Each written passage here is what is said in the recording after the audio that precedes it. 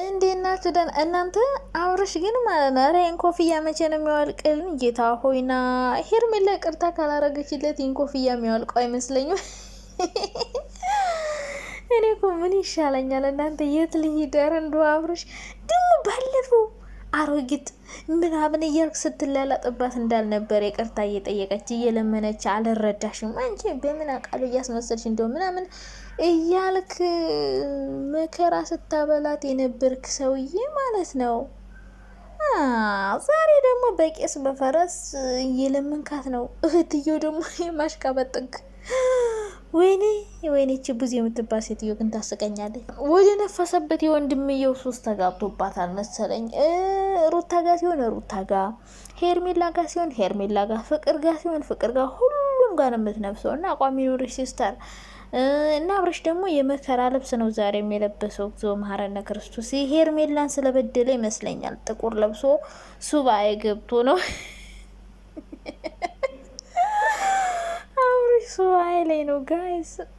ጥቁር ለብሶ ጸሎት እያረገ ነው ሄርሜላ ቀርተው እንድትቀበለው እና ሄርሜላን እየለመነ ነው። ትናንትና እየለመነ ነው፣ ከትናንት ወዲያም እየለመነ ነው፣ ዛሬም እየለመነ ነው። እና መቼ ነው ይሄ ልመና የሚያቆመው ነው የኔ ጥያቄ። አረ ሄርሜላ መቼ ነው ይቅርታ የምታረጊለት ለዚህ ልጅ? ጌታ ሆይ ድረስልኝ። እና ይቅርታ አላደርግም ብላ እሱ ደግሞ ባክሽ ይቅርታ አርጊልኝ እያለ እግሯ ስር እየወደቀ ነው ማለት ነው። እና ለማንኛውም አብርሽ ይህን ኮፍያ ቀይረው ጸጉሩን ደግሞ ተፈታ። እንዴ ቅማል አፈራብህ የምር እንዴ! ስንት ቀን ሙሉ እንደዚህ ቁጥርጥር ተሰርተ በላይ ኮፍያ ተደርጎበት አስቦት በዚሁ ፍረት ላይ እንዴ ላበላ ነግሬ ያለው እኔ እውነቴን ነው የምልህ። እኔ ላንተ አላስተምረም ንጽህና መቼም። እና ጸሎቱ ይብቃ።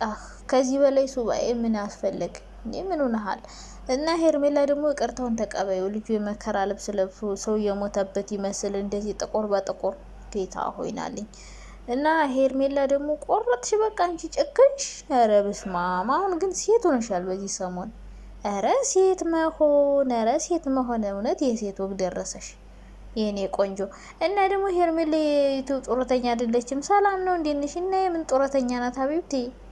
የዩቲዩብ ጡረተኛማ አንደኛ የዩቲዩብ ጡረተኛ ያውም ክብሯን ጥላ ለዩቲዩብ ብላ ራሷን አዋርዳ የሰራች ሴት። እንደዛም ሆኖ ሳይሳካላት ቀረ። እሷ ብቻ ሳይሆን ሙሉ ቤተሰቡ የዩቲዩብ ጡረተኛ ነው። እህቷን አታያትም እንዴ? ራሴን ላጠፋና ቤላን ካላገኘው እያለች ክሎሮክስ ይዛ ዛሬ ደግሞ ሙሉ ቤተሰቡ ነው እናት የዩቲዩብ ጡረተኛ። ሀብታም ምናምን አትበይ። እዚህ ነጭ ዱቄት ተቀብታ መኪና ተከራይታ ስለመጣች ሀብታም አይደለችም። ምንም ሀብታም አይደለችም። ምንድነው ሀብታም የምትሉ?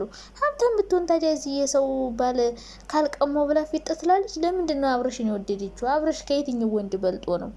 ለምን? አብረሽ መኪና ያለው ብዙ ተከታይ ያለው ዶላር ይበላል። ሰው ለዛ ነው ሄርሜላ የወደደችው።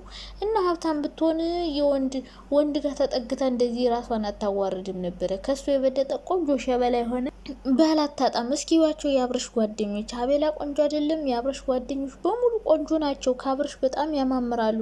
ለምን እነሱ አይታዩትም? ድሃ ስለሆኑ አይታዩትም።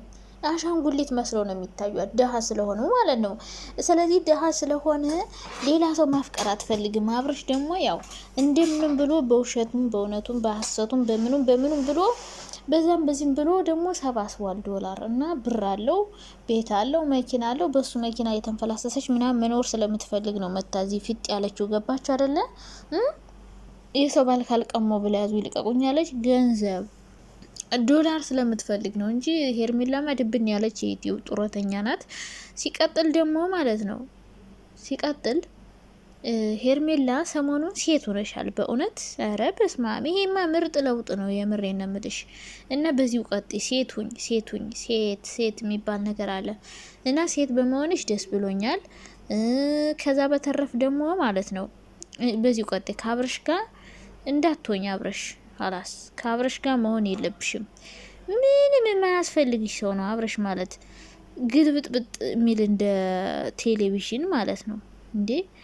ስለዚህ ይሄ ህይወት ይቅርብሽ። ቢቀርብሽ ጥሩ ነው እንደ ሀሳብ። ብቻሽን ብትኖሪ አሪፍ ነው። ሌላ ህይወት መስርተሽ ኑሪ።